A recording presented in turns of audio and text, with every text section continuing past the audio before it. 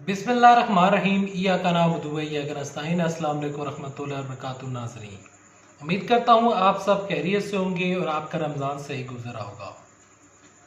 जरदारी की मौत की खबर क्यों फैलाई गई? असल खबर तो अब सामने आई, वो खबर जो मीडिया आपसे छुपा रहा है।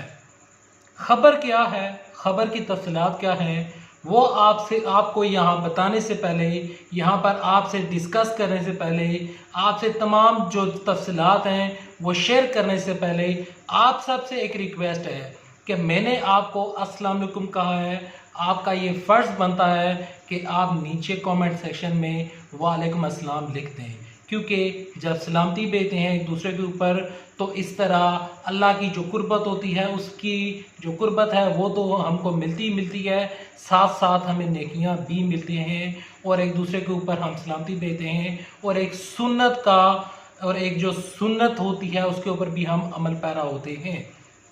जरदारी की मौत की खबर क्यों फैलाई गई? इससे पहले मैंने आपको एक वीडियो बनाकर बताई थी और मैंने आपको बताया था कि जरदारी की जितनी भी मौत की खबरें आ रही हैं वो सरासर बेबुनियाद हैं। मैंने आपको बताया था कि जरदारी बिल्कुल ज़िंदा हैं और मैं आज भी बता रहा हूँ कि जरदारी बिल्कुल ज़िंदा हैं। मैं यहाँ पर तमाम तफसीलात, जो नया केस खुला है, वो तमाम चीज़ें आपसे शेयर करने से पहले यहाँ पर एक यूट्यूब चैनल है जो कि बार बार खबरें फैला रहा है कि जरदारी जो है वो 15 अप्रैल को जन्म वासल हो चुके हैं। इस तरह की जो खबरें हैं वो शख्स फैला रहा है। उस शख्स को मैं ये कहना चाहता हूँ कि बराए मेहरबानी जब तक आपके पास पूरी अथेंटिक न्यूज़ ना हो आप इस तरह की वीडियोस ना फैलाएं। जरदारी की मौत की खबरें क्यों फैली?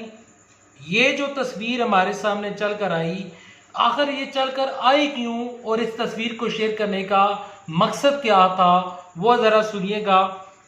केस जो नया खुला है वो ज़रा सुनिए।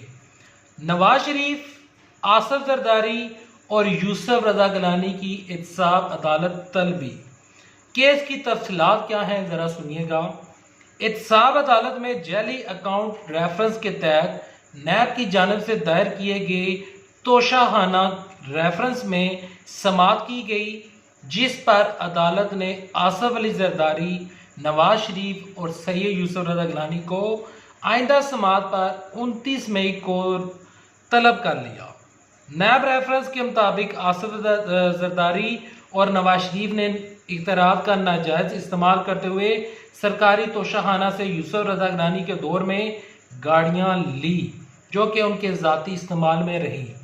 केस में नैब की जानिब से मौक़िफ़ इख्तियार किया गया कि नवाज शरीफ ने बगैर किसी सरकारी ओहदे के तहत 2008 में साबिक़ वज़ीर-ए-आज़म यूसुफ रजा गिलानी से तोशाखाना में सरकारी गाड़ियां ली और आसिफ जरदारी को बतौर सदर लीबिया UAE हुकूमत की जानिब से तोहफे में मिलने वाली जो गाड़ियां थी वो आसिफ जरदारी के ज़ाती इस्तेमाल में रही और ना सिर्फ ज़ाती इस्तेमाल में रखी गई बल्कि इन गाड़ियों की असल कीमत का सिर्फ 15% जाली अकाउंट के ज़रिए अदा किया गया।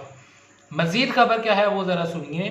नैब के मुताबिक ओमनी ग्रुप केस के मुल्ज़म अनवर मजीद की जानिब से आसिफ जरदारी के जाली अकाउंट में 9.2 मिलियन रुपए मुंतकिल किए गए, जिन पैसों से गाड़ियों की अदायगियाँ की गई और दस्तावेज़ात जो हैं वो अनवर मजीद के बेटे अब्दुल गानी के मजीद की जानिब से आसिफ जरदारी के अकाउंट में 37 मिलियन रुपए भेजे गए। बाद ये पैसा भी तोशाखाना से गैर कानूनी तौर पर ली गई गाड़ियों की अदायगियों पर लगाया गया।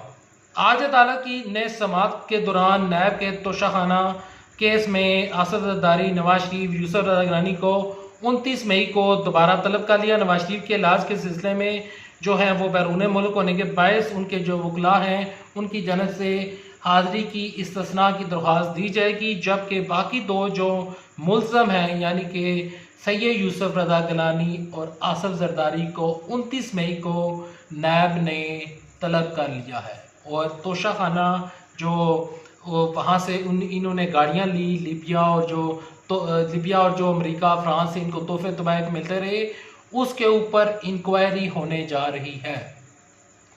क्या आप जानते हैं कि इस खबर को इंक्लूड करने का मकसद क्या था?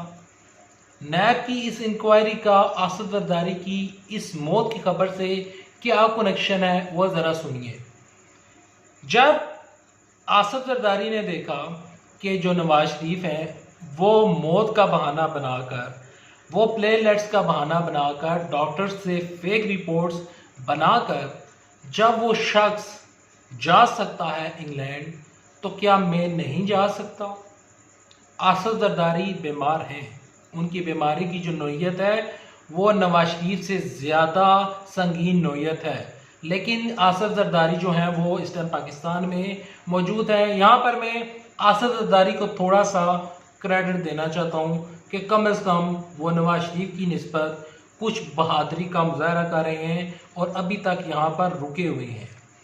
लेकिन ये जो नया केस खुला है, इस केस में अगर आसफ जरदारी पेश हो जाते हैं, पहली तो बात है पेश होंगे नहीं, क्योंकि तस्वीर को अपलोड करवाने का मकसद, जहां से ये तस्वीर अपलोड की गई और बिलावल भुट्टो जरदारी की जानिब से ये जो तमाम चीज़ें हो रही हैं, इससे ये मुराद बनती है और ये चीज़ हमारी सामने निकल कर आती है कि ये जो नया केस खुला है, इससे बचने के लिए ये एक आसान तरीक़ाकार है कि किसी तरीके के साथ जो जरदारी की मौत का बहाना बनाकर और जरदारी के जो इस तरह की जो तस्वीरें हैं वो अपलोड करवा कर देखें जी कि ये तो पहले ही काफ़ी टाइम से बीमार थे, तो इस बीमारी की वजह से जो आसफ जरदारी हैं वो पेश नहीं हो सकते।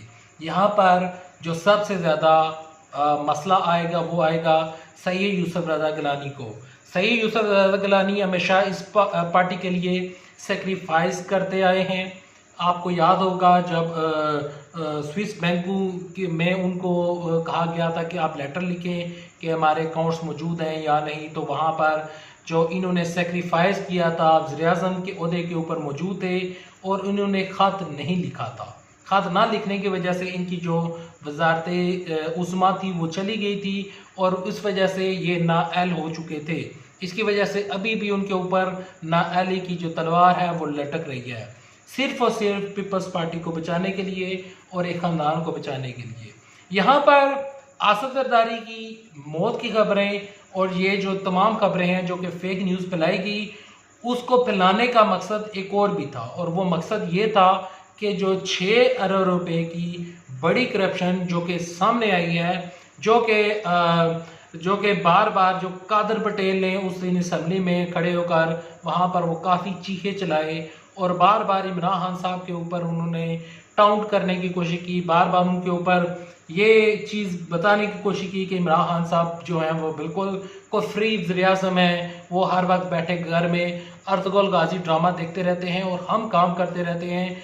जो 6 अरब रुपए की जो बड़ी चोरी पकड़ी गई है, ये उसकी चीज़ें हैं, ये उसकी जो कारस्तानियाँ हैं, जो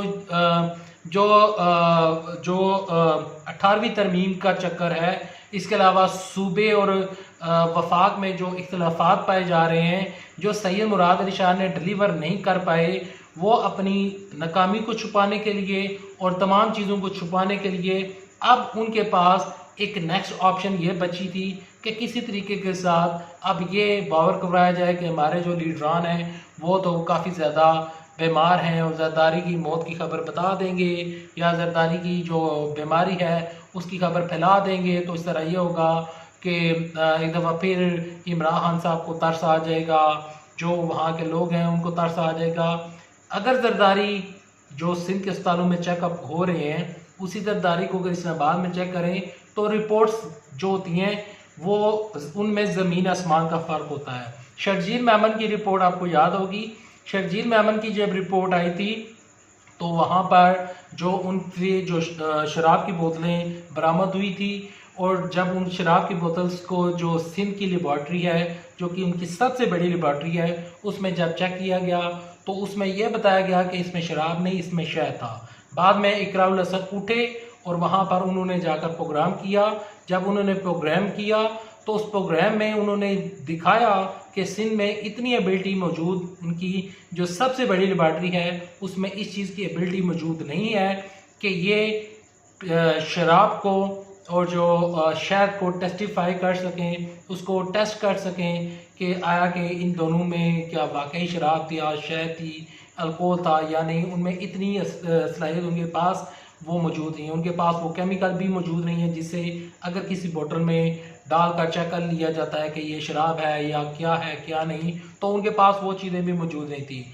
जो नया केस खुला है, इस केस में असद शायद इस बीमारी की वजह से और इस डोम की वजह से तो बच जाएंगे, लेकिन जो सबसे ज़्यादा प्रॉब्लम होगी वो होगी यहाँ पर सैयद यूसुफ रज़ा गिलानी को। और जो नंबर 3 पे बंदा है यानी कि नवाज शरीफ, वो तो इस टाइम इंग्लैंड में बैठे हुए हैं, तो वो भी बच जाएंगे। उम्मीद करता हूँ वीडियो आपको पसंद आई होगी। आपको मैंने बता दिया कि ये खबरें, ये तमाम चीज़ें जो हैं वो मीडिया की ज़ीनत नहीं बनी, इस वजह से नहीं बनी क्योंकि आपको पता है कि इन दिनों जो मीडिया है वो पीपल्स पार्टी के लिए काफ़ी ज़्यादा मेहरबान नज़र आता है और तहरीक इंसाफ के लिए एक बिल्कुल ही वो सख्त नज़र आ रहा है और मीडिया सख्ती दिखा रहा है तहरीक इंसाफ के लिए। मेरा मकसद होता है आपके सामने तमाम जो खबरें हैं, वो जो ऑथेंटिक न्यूज़ होती हैं, तमाम चीज़ें होती हैं, अपने तज़किये के साथ आपके सामने पेश करना। उम्मीद करता हूँ वीडियो आपको पसंद होगी। वीडियो पसंद आए तो वीडियो को लाइक कर दीजिएगा, चैनल सब्सक्राइब कर दीजिएगा। नेक्स्ट वीडियो तक ले दे इजाज़त। अल्लाह हाफिज़। पाकिस्तान जिंदाबाद, पाकिस्तान फौज जिंदाबाद। जाते जाते जो खबरें फैला रहे हैं कि जरदारी साहब जो हैं 15 तारीख को जन्नत वासल हो गए, उनको मैं एक चीज़ कहना चाहता हूँ कि आप किसी को जनती या दोस्ती या फिर जन्मी मत खुद बनाया करें, क्योंकि ये फैसला जो होता है ये अल्लाह की ज़ात ने करना होता है कि कौन जन्नत में जाएगा, कौन जन्नत में जाएगा। और ये अल्लाह की ज़ात ही जानती है कि कौन जन्नत में जा रहा है, कौन दोज़ख में जा रहा है। और जो झूठी खबरें होती हैं मत फैलाया करें। उम्मीद करता हूँ वीडियो पसंद आई। वीडियो पसंद है तो वीडियो लाइक, चैनल सब्सक्राइब। अल्लाह हाफिज़। पाकिस्तान जिंदाबाद, पाकिस्तान फौज जिंदाबाद।